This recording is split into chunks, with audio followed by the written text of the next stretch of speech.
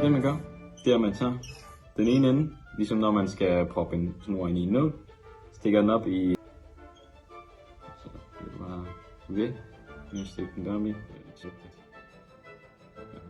sådan der, indtil den kommer ud til den anden ende. Så det næste du gør, så tager du dine fødder, har du en snor, tager du lige og binder en knude.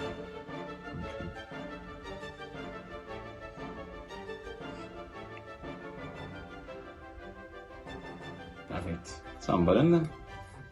Og så whoop-ti-doo. Og så tager du din snor her. Så giver du en god omgang tape, så den der snor lige til siden.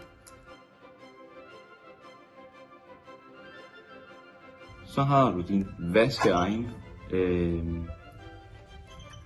tændsticks kuglepins raket. Så det var tid til at flytte den af. Så lad os lige gå ud og gøre det. Den måde du gør det på, det er at du tager din tændstikæske, og så på den der ting oven med tændstikkerne på. Og så har jeg lige proppet sådan 4 tændstikker i, sådan der. Fordi det der var der plads til. Og så tager du simpelthen bare og stryger den henad. Sådan der, det var det.